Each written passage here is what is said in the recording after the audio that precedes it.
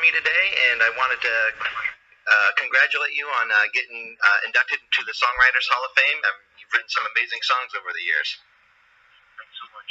Yeah. It's a big honor for me. Sure, absolutely. Very proud. Oh, sure. Now, I had heard that there may be some uncompleted Foreigner songs that you and Mick may have worked on. Is there any chance that they may be completed and released? Maybe I wouldn't put a time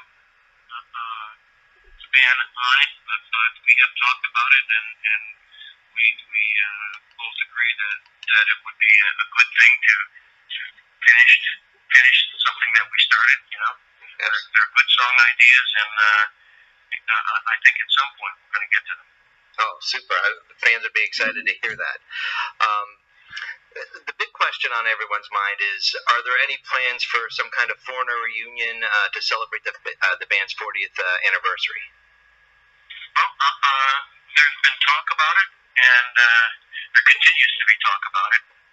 But as of yet, there is we're just throwing around possibilities, and I'm hoping that at some point something concrete develops. But I wouldn't even begin to tell you that it's going to happen yet. Okay. All right. Well, that's something that we can hopefully look forward to. Going back in your career, when did you know that you wanted to be a singer? I was a drummer, and I would sing background harmonies to the singer in my band when I was 15. Right. And at some point, I felt my voice was starting to get pretty good, so I got a whole song to sing. And, I was singing while I was drumming, but I had my own song to sing. Wow. And then a couple of years later, I was singing almost all the songs and drumming at the same time, which was exhausting. Sure, absolutely. And so we this is not Foreigner I'm talking about. Right. The bands when I was growing up. Mm-hmm. We started looking for a singer, so I could just drum. I could sing backgrounds and occasionally sing a song. We were looking for a good singer, and instead we found a good drummer. Oh, wow. So we got a new drummer, and I moved to the front. Wow, excellent. Wow, that was a great choice. Besides the drums, do you play any other musical instruments? I could play keyboards a little bit, enough to write songs with. I don't think my playing is even anywhere close to trying to play on stage. Okay, very good. Who were some of your early musical influences growing up? Well, definitely the Beatles. Right. Stevie Wonder, Marvin Gaye, Aretha Franklin. There's quite a few. Right. And a lot of them are R&B style, and then there's the Beatles, who just really captured my imagination from the first song I heard them playing. Wow, that's incredible. Yeah, they were game changers for sure. Yes, they were. Yep. Do you remember the first record that you actually bought? I have to tell you, mine was actually Double Vision when I was a kid. So that's right. Yeah, absolutely. Do you remember which one yours was? The Kingsmen, Louie Louie. Oh, there you go. Okay, very good. So you were in another band before you joined Foreigner. How long was the audition process to become the lead singer there? It was a couple hours singing in a studio to songs that the musical tracks had already been laid down. Okay. And Mick would sing me the melody while we were listening to the music, and then I wrote down the words that he had, and went out in the studio and sang to the completed music tracks as my audition. Okay. Yeah, and so I sang about 3 or 4 songs, and at the end of the day, they asked me if I could stay a day or two extra, and I said I could. And then I ended up going to Mick's apartment, and we wrote all the way from home. Wow. Yep, and then they asked me if I could stay a couple more days. But I said, look, I only brought a change of clothes for one day. I said, I've completely run out of clothes. They said, okay, I said, listen, am I in? I've been here over a week. Am I in? Right. And they said, oh yeah, no, definitely, yeah. Okay, awesome. And the process started. We started, I ended up moving into New York City for about 3 or 4 months, and then eventually got rented an apartment in Westchester County, about half an hour north of New York City. Wow, that's awesome. So you recorded the album, Foreigner's first album is really one of the best debut albums of all time. Did you realize that it was going to be successful as you were recording it when you guys made it? I mean, I knew it was, I knew the musicianship was excellent. We had terrific production, and given that Mick and I worked on most of the songs, he had some that were already written. I just thought it was really good straight ahead rock, which was something that was missing from the charts.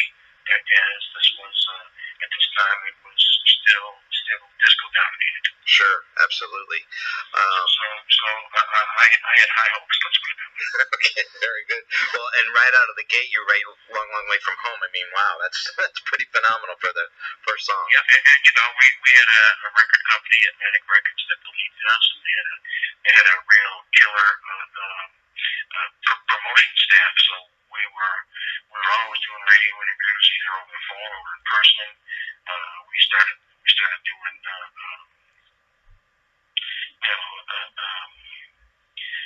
concerts and flying into or driving to a city to the radio show to boost ticket sales, and then to the concert. Wow. So it was good. We started opening for the Doobie Brothers. Okay. Wow. That was our first tour. We opened for them, and they were great to work with. Super, yeah. And they're still out there today too. That's great. Mm-hmm. Yes, they are. Yeah. So a lot of songwriters have said that a lot of hit songs really don't take that long to write, that oftentimes they just come to them. Do you find that to be the case on some of the songs that you've written? Yeah, I would say some of them fit that bill exactly, and then there's others that are a non-stop bet, Right. Yeah. To get it to the point where you go, it's done. Now it's done. Sure. Absolutely. For instance, I want to know about this. Although we had most of the pertinent parts to it after a couple weeks, and the arrangement and the parts that made the song, ding ding ding ding, all those things took another 6 to 8 weeks. Wow. Before we felt the song was had a personality and was together enough to record it. Okay. Excellent. Very good. Foreigner, right away, you had tremendous success with the first 5 albums. I mean, all of them went multi-platinum. What made you decide to release a solo album in 1987? Well, to be honest, I was feeling that Foreigner was leaning quite a bit on the balance. Right. Foreigner 4, the last single released was Waiting for a Girl, and that was a huge hit. I mean, I was very proud of that. Sure. And then the next album was I Want to Know What Love Is. That was even huger. Right. If there is such a word. and then the next album was I Don't Want to Live Without You, and that was a big hit. And so radio and the record company were when they listened to our demos for our next album, they would skip right over the rock songs and they go, "Where's the ballad? Where's the ballad?" Mm-hmm. And they were everybody was putting so much emphasis on that. And I was trying to remind everybody that we made our name as a rock group, and we were getting way far away from that. And I could see we were losing our live audience a little at a time when we toured. Right. We were sold out all the time, and now it was 3/4 full. And I believe, because I used to hear it with my own words, that a fans used to say, "Oh, Foreigner, they've gone soft." Mm-hmm. Right. And they used to aggravate the hell out of me. So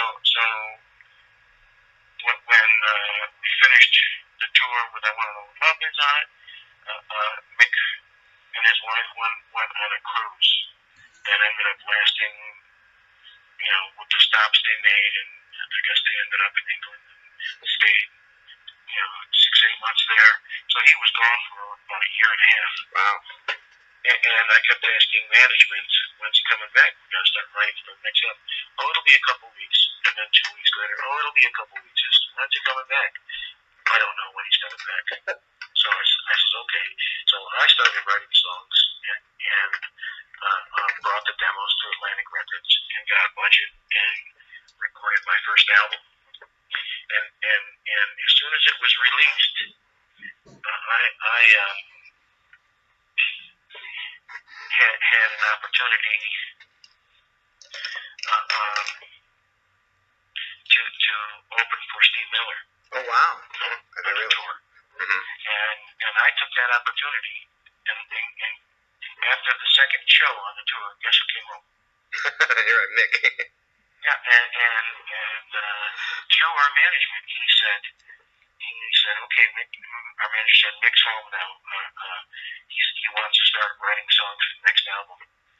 You've got to cancel the tour and get back to New York and start writing. And I said, I will not do that. I said, I put everything that I had into this album. I said, and I've got a terrific break in opening for Steve Miller. I said, I learned mostly from Mick that when you get opportunities like this, you see them through. And that's exactly what I'm going to do. Right. Well, good for you. I love. Go ahead. And they had to wait around for me until I was done. Right. As well, I guess as well as they should. That's good. And I bought Ready or Not. I think it's a fantastic album. Yeah. Thank you. Yeah, absolutely. Thank you. Well, actually, they didn't wait around. They got another singer. Oh, okay. Got Johnny Edwards. Right. With that unusual heat. Yeah. That was actually one of the Foreigner records that I didn't buy. You weren't on it, so I wasn't gonna buy it. No, so we could wait a year and a half for him while he's on tour, but on a cruise with his wife, etc. But they couldn't wait 3 or 4 months for me to finish a tour to promote my own album. Right. Yeah. And he insisted that my album was going to undermine the Foreigner name. In other words, he was insinuating that my stuff was not so good. Right. Yeah. And he came right out and said it. He says, you release that and you go out and promote it. He says, you're undermining the Foreigner name. He says it's all right, but it's not up to the level that we are. Right. So that's why he wanted me to walk away from it and just let it die. Right. But after Midnight Blue became the most played song of 1987. Right. Over and above YouTube and a number of other big acts. Right. I felt pretty good about it, and then I did. Obviously, as soon as the tour was over, I did come back to work with Foreigner, and they already had another album done with a new singer. How about that? So your relationship has kind of been off and on pretty much since that time. Yes, it has. It's actually at the present time it's a good relationship because we received that award together. Right. And we performed together for the first time in 10 or 12 years. Mm-hmm.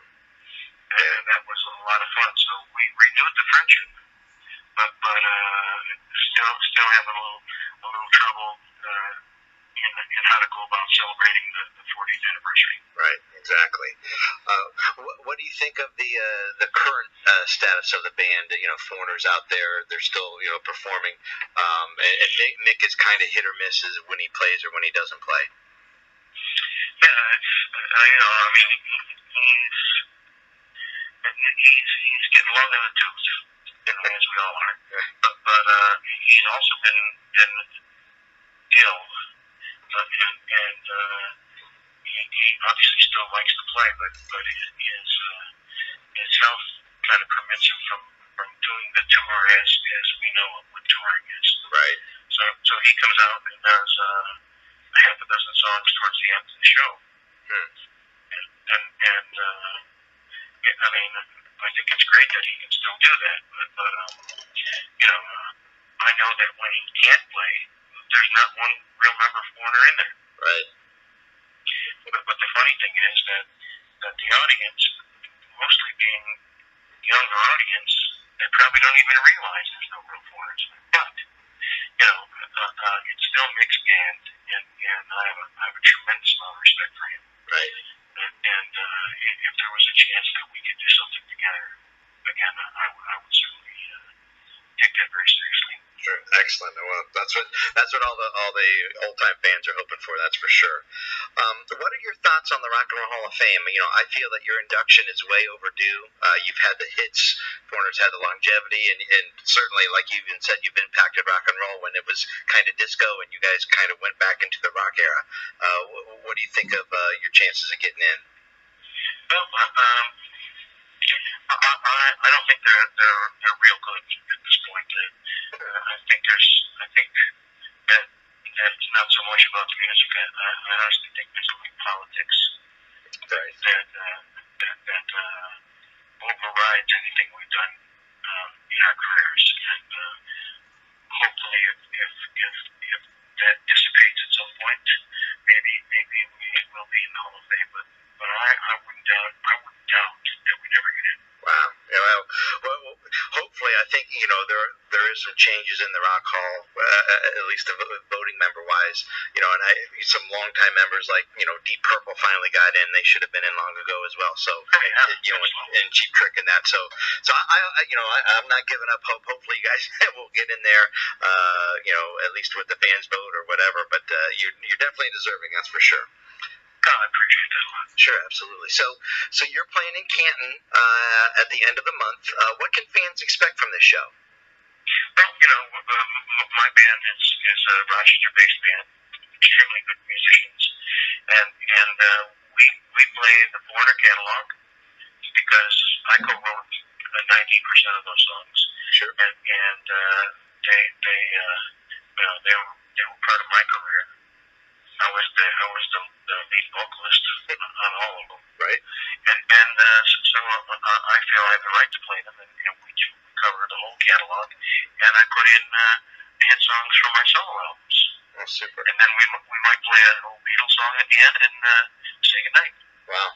Excellent. Well, that sounds like it's going to be a great night of rock and roll. That's for sure. We have a lot of fun, and the audience really usually just loves it. Sure. No, well, I'm definitely looking forward to it. I will definitely get this posted and get the word out that you will be in town fairly soon, and we hopefully will pack the place for you.